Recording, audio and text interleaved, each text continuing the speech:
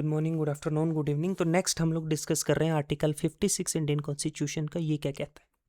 Article 56 जो Indian constitution का, ये एक्चुअली डिफाइन करता है terms of office of president, मतलब प्रेसिडेंट का कितने साल का जो है वो रहेगा। और ये स्टैब्लिश करता है कि 5 साल का टेन्यूर होगा, ठीक है, वाइल प्रोवाइडिंग कंटिन्यूटी, रेजिग्नेशन और रिमूवल मैकेनिज्म भी प्रोवाइड करता है। देखो कैसे एग्जैक्ट आर्टिकल अगर फुल टेक्स्ट देखे तो पहला क्लॉज कहता है कि president shall hold office for the term of 5 years from the date on which he entered upon his office. 2001-1-2025 को ऑफिस में बैठा है तो 5 साल 1-1-2030 तक जो है वो वैलिड है कि ये बैठ सकता है। 5 साल तक जो है टर्म है उसकी ऑफिस की, प्रोवाइडेड दैट, ठीक है। उसके साथ साथ प्रेसिडेंट में by writing under his hand address to the vice president resignation resign his office. मतलब इसका क्लॉज ये कहता है कि प्रेसिडेंट जो है अपने हाथों से लिख कर जो है राइटिंग में दे सकता है किसको? वाइस प्रेसिडेंट को, अगर वो रिजाइन करना चाहता है पोस्ट से प्रेसिडेंट की। दो चीजें। तीसरी चीज देखो, तीसरी कहती है प्रेसिडेंट में for the violation of constitution be removed from his office by impeachment, जिस मैनर में आर्टिकल 61 में दिया हुआ है। इम्पीचमेंट प्रोसेस में समझाऊंगा जब आप आर्टिकल 61 में जाएंगे। तो अगर प्रेसिडेंट, एक ही बात है, वोलेशन ऑफ कॉन्स्टिट्यूशन, अगर कॉन्स्टिट्यूशन को जो है वोलेट करेगा, उसके खिलाफ जाएगा, तो उसे उसके ऑफिस से हटाया जा सकता है आर्टिकल 61 के अंदर इम्पीचमेंट करके।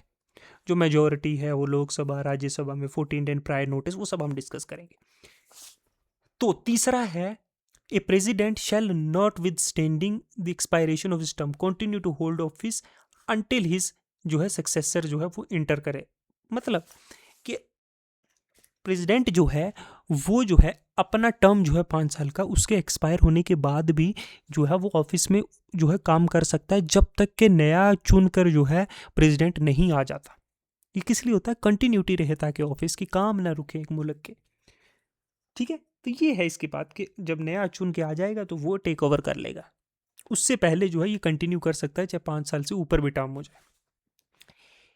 लास्ट देखो क्लॉज, देखो any resignation address to vice president under clause ए।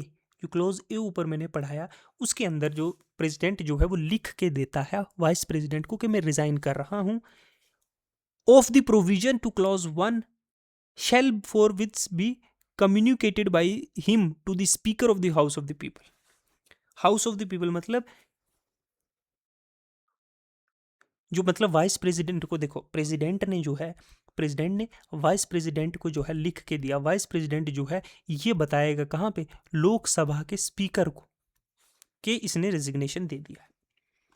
अच्छा, तो आर्टिकल जो है, आर्टिकल 56 में हमने क्या पढ़ा? आर्टिकल 56 जो इंडियन कॉन्स्टिट्यूशन का, वो क्या क्या बताता है? वो बताता है कि प्रेसिडेंट जो है 5 साल के टर्म्स के लिए जो है वो चुना जाएगा। दूसरी चीज क्या बताई है? पहली तो 5 साल की, दूसरी चीज क्या है? वो रिजाइन कर सकता है। किसको लिख के देगा? राइटिंग में वाइस प्रेसिडेंट को, ठीक है। तीसरी चीज मैंने क्या बताई है? तीसरी चीज बताई है कि उसे, उसकी इम्पीचमेंट हो सकती है।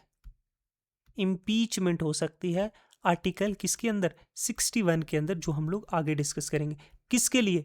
वोलेशन ऑफ इंडियन कॉन्स्टिट्यूशन के लिए, वोलेशन ऑफ कॉन्स्टिट्यूशन के लिए। समझ में आई ये चीजें?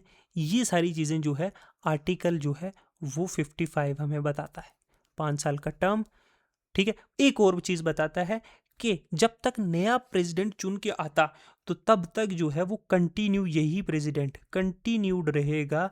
ये प्रेसिडेंट जो है वो ऑफिस जो है हेल्ड करेगा, कंटिन्यूसली जो है हेल्ड करेगा ऑफिस। जब नया चुन के आ जाएगा तब ये जो है अपनी सीट वेकेट करेगा और वो प्रेसिडेंट जो है बैठेगा इसकी जगह पे। तो ये थी समरी जो है आर्टिकल 56 ऑफ इंडियन कॉन्स्टिट्यूशन की। समझ में आ गया हो तो रट लो, कहीं काम आएगा।